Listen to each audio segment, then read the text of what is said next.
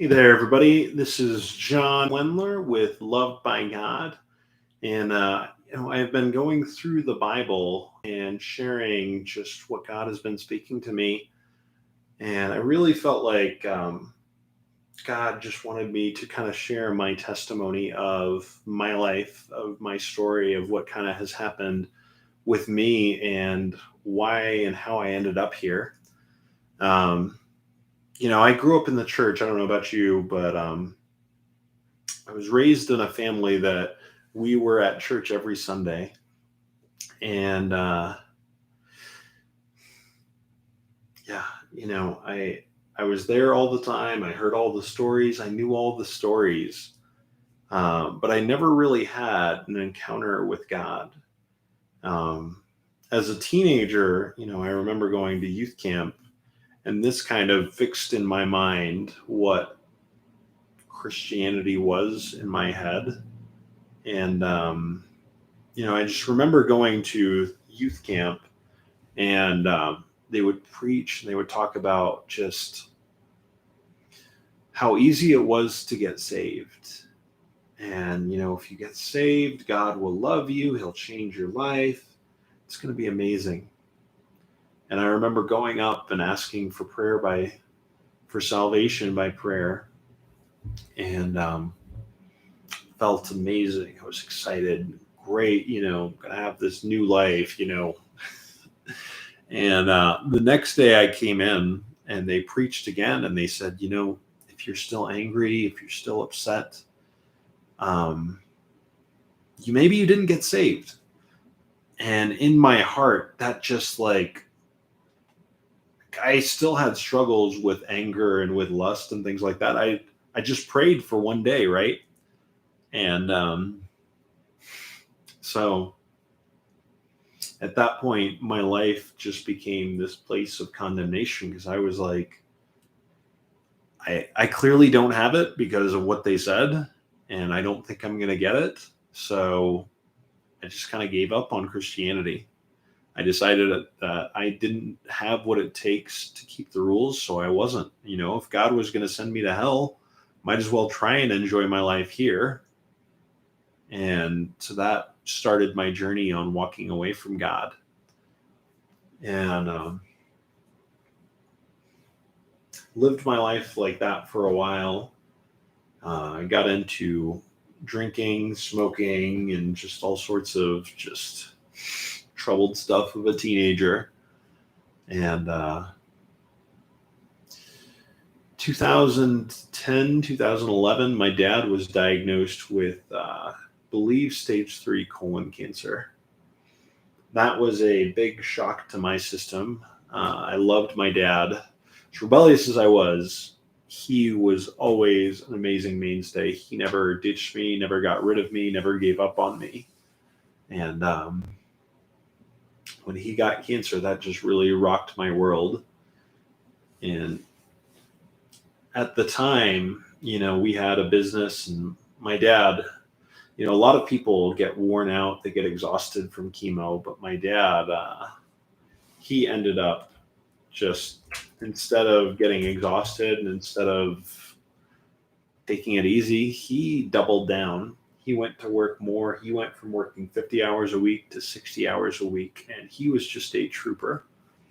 And it was in that place of just like, took about 6 months to go through the chemo, and he ended up coming out on the other side of it, and he got a clean bill of health, as clean as you can get with cancer. It was in remission.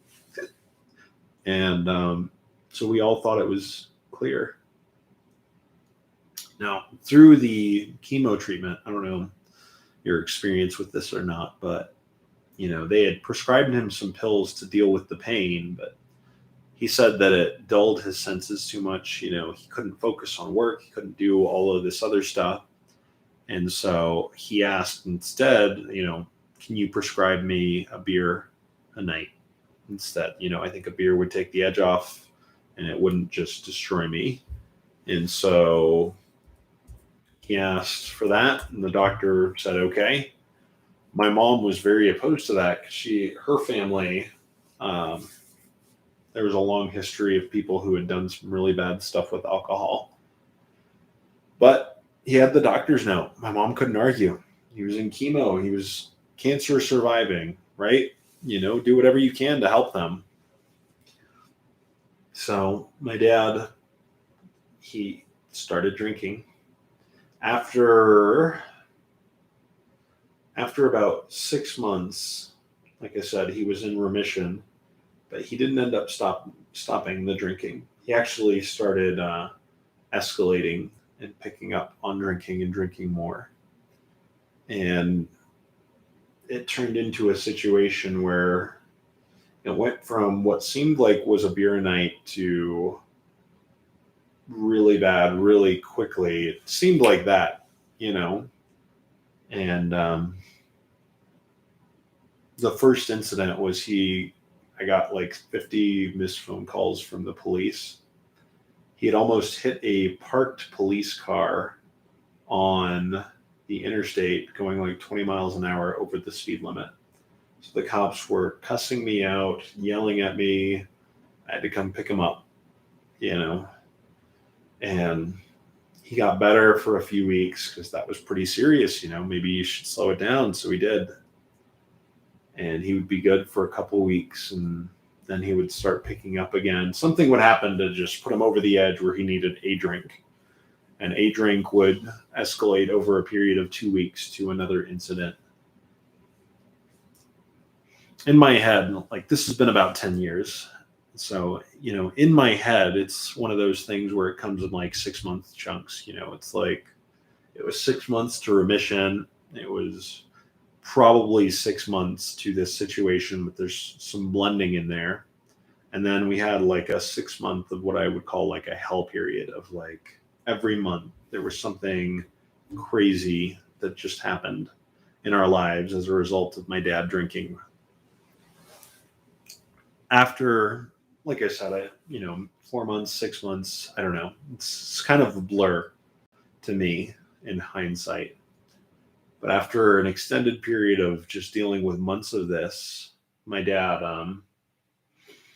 it got to a point where my family, we decided that he is a danger to us. He's a danger to the world. We need some sort of intervention. So I did what's called a Baker Act, where you basically get the police involved. They end up going to a psych hospital to see if they need some help, if they can get some help, what's going on. And got picked up by the police. I remember that night when he got picked up by the police because he didn't want to go and he didn't understand. And he spent 3 days in like a mental hospital kind of a situation where they were observing him. And they let him go. They didn't tell us. He said he just needed group therapy and he needed a new prescription antidepressant. So they gave him that. So he got out. He came back to work and just pretended like nothing happened. Looked like the best behavior we'd seen from him in a long time. So I think I was hopeful. I was excited that maybe I had my dad back. I was 23 at the time, so I was a young man. I left college to help the family out in this time. And I was just trying to put everything I had to help out because I love my family. And so that was a Wednesday. Everything looked great. Had a Bible study on Friday. My dad led it at our work, and it was amazing. And so getting ready to go into the weekend, and my mom called me at around like 5 that night. She said, your dad stole a couple $1,000s from work. And for me, like I said, it's like it felt like I'd been dealing with this situation for a year. And I thought we were finally getting over it, and to find out that we weren't. Not only that, but like the Baker Act situation, like I didn't know what else to do after that. It's like if the cops got involved, if the doctors are getting involved, and nobody has any suggestions other than more medication and group therapy, then I don't know what to do. So I just said, Mom, let's deal with this on Monday. I don't have anything left for this, you know. And so I hung up on her, and it was just a very difficult situation because this is, we didn't hear from him Friday. We didn't hear from him Saturday. Sunday rolls around, and my mom's like, "Have you heard from your dad?" I said, "No, I haven't." So we went by to where he was staying, and his car was there. And we found out that he had basically killed himself. And so that was just horrifying. So the police were involved because he had a bunch of guns out, so we didn't go in. They didn't know if he was alive or not. And like I said, having gone from somebody who had walked away from God because I thought he was full of condemnation, to dealing with cancer and alcohol and now suicide, I was kind of at my lowest point I had ever been in my life at about 23 years old. And, this started I was already in a bad place, and this just pushed me further down the rabbit hole of bad stuff. And I ended up turning to God, though, in the sense of I don't know if this makes sense or not, but it's in my own eyes, I saw my dad calling for help, and then there was no help. And I could just see myself doing that too, of he was living a normal life. He loved God. He'd followed God his whole life, and he was finally getting ahead. And then just out of nowhere comes this huge ball of cancer to just derail his life, And I saw that if I didn't get something figured out, I could easily be there. Of I didn't think I was that bad. And, it's in that place of just being at my absolute lowest, of feeling the least worthy I'd ever been. I called out to God, and I just said, "God, if I am going to survive this experience, I can't do it on my own. If you are a real God, I need to know, and I need to see it, because keeping rules and being better and trying harder isn't working for me." And, that night he came to me as I was just weeping and crying and just so devastated. And he just made himself real to me. He showed himself to me, and he gave me hope. I remember waking up the next morning, and it's I was still sad, but I wasn't in full despair anymore. It's from the start of when my dad got cancer, there was just this overwhelming cloud of dread upon my life of something bad is going to happen. And it just kept getting stronger and stronger, and choking. And after that night, I was still sad, but that choking feeling was gone. And it didn't come back, and it hasn't come back, praise God. And the day my dad killed himself, he led a Bible study for us that morning, and he read Isaiah 61 to us as a family. And I'd grown up in church my whole life, like I said, and I had never heard this chapter. And since then, this chapter is always with me. God used this to minister to me so much in my time of brokenness and despair. And it's actually what Jesus used to start his ministry as well. Talks about, and it says, "The Spirit of the Lord is upon me, because he has anointed me to preach good news to the poor. He sent me to set the captives free, to open the doors for the prisoners, to comfort all who mourn." He came to give us beauty for ashes, the oil of joy for mourning, and a garment of praise for a spirit of heaviness. And, in that place of where I was at, it's God, I fit all these qualifications. I'm poor, I'm broken, I'm in prison to the choices I've made in my own life.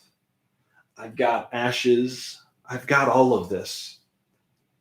So God, I'm ready for all this good news you've got. And like I said, he came and he spoke into my life, and it has never been the same since then. No, like I said, that's kind of my life verse now, is those verses in that chapter of just God's promise of goodness to the broken. That's why I called this place Loved by God, is because I am constantly needing that reminder that I am loved by God. And that's why that's the message that I share, is that I am loved by God in spite of who I am. And so I pray that this testimony is a blessing to you of what God has done in my life. I will share more of my testimony because, that was 10 years ago. God has not stopped working since then. He is a good God. He is faithful. He is beautiful. And so, yeah, you guys are awesome. You are a blessing. And I hope this is an encouragement to you as you go on your journey with God and as you experience his true love for who you are. Thank you. God bless you. Bye.